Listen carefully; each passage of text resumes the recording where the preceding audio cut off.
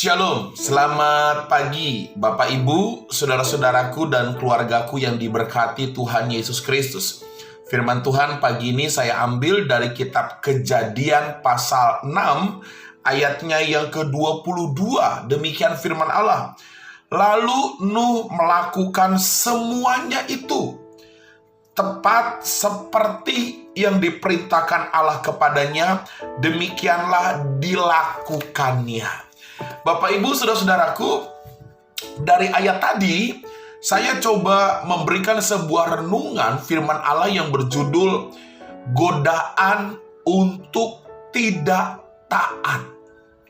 Saudara-saudara sekalian, menarik sekali untuk kita renungkan dari ayat firman Tuhan yang tadi saya baca.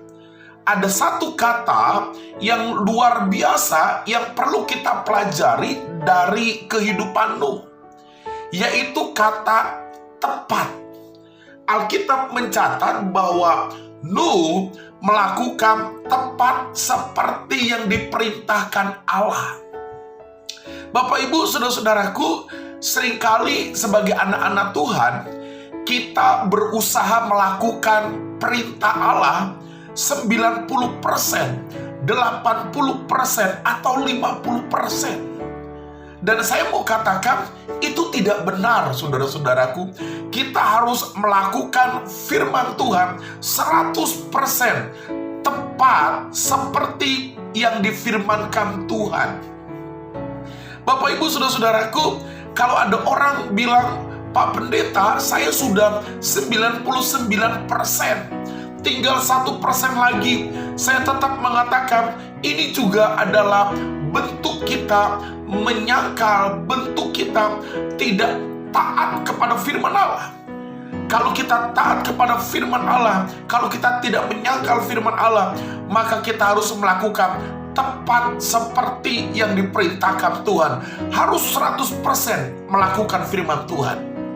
Bapak Ibu saudara-saudaraku, kekuatan kita di dalam hidup ini bukan hanya pada saat tubuh kita sehat. Kekuatan kita dalam hidup ini bukan hanya pada saat ekonomi kita baik-baik saja. Saya mau katakan pagi ini, kekuatan kita ada sampai hari ini, itu karena kita melakukan firman Tuhan. Nah, saudara, iblis, setan, itu selalu memberikan godaan-godaan di dalam hidup kita untuk kita tidak taat melakukan firman Tuhan. Iblis seringkali menghalalkan segala cara dengan kata-kata yang manis untuk kita tidak taat melakukan firman Allah. Saudara mungkin pernah mengatakan kalimat seperti ini, kamu sudah melakukan firman Allah, yang penting kamu sudah berusaha.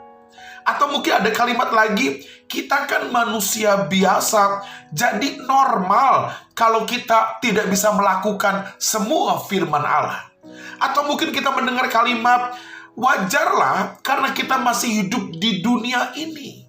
Atau mungkin ada juga orang bilang, maklumlah kita melakukan hal-hal yang melanggar karena kita masih darah dan daging.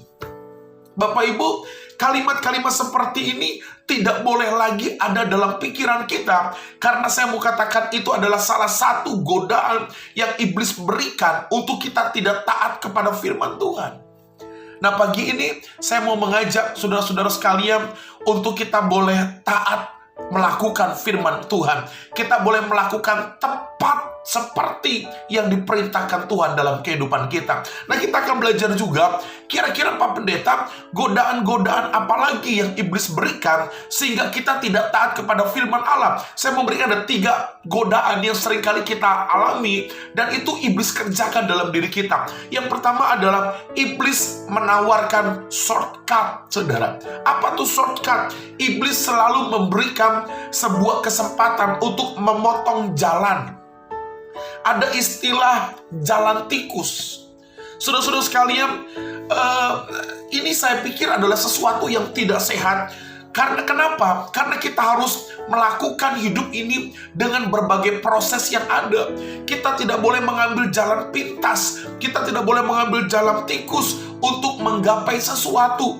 Mari kerjakan bagian kita.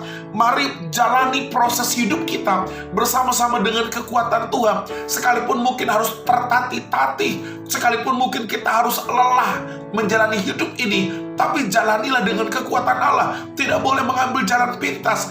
Jalanilah hidup ini bersama-sama dengan Tuhan. Yang kedua, saudara, seringkali iblis menawarkan kemudahan dan kenyamanan.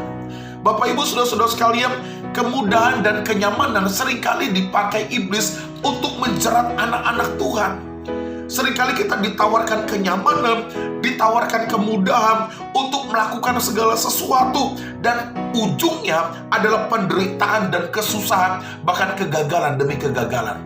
Bapak Ibu, jangan bangga ketika keadaanmu sekarang sedang mudah dan nyaman. Hati-hati, bisa saja itu jebakan iblis untuk membuat kita menderita dan jauh dari Allah. Jalani hidup ini sekalipun mungkin harus pahit dan menderita, karena penderitaan di dalam Tuhan adalah keindahan yang akan kita terima bersama-sama dengan kemuliaannya. Yang ketiga, saudara, seringkali iblis menawarkan keuntungan demi keuntungan. Tawaran iblis ini seringkali mengintimidasi kita, sehingga kita terbuai untuk meraih keuntungan yang banyak dengan cara yang curang, dengan cara melanggar aturan firman Tuhan. Saudara, seringkali keserakahan, kerakusan dalam diri kita untuk mengambil keuntungan yang sebanyak-banyaknya tanpa memperdulikan firman Allah, tanpa memperdulikan sesama. Bahkan mungkin sebisa mungkin kita lawan, kita sikat sesama kita demi mendapatkan keuntungan. Hati-hati Bapak Ibu, jangan sampai demi mendapatkan keuntungan kita masuk dalam perangkap si iblis. Pagi ini saya cuma mau bilang, jangan pernah kita lupakan firman Allah. Taatilah firman Allah. Kita melakukan tepat seperti yang diperintahkan Tuhan bagi kita. Dan pada akhirnya nikmatilah berkat Tuhan yang besar. Shalom, Tuhan berkati.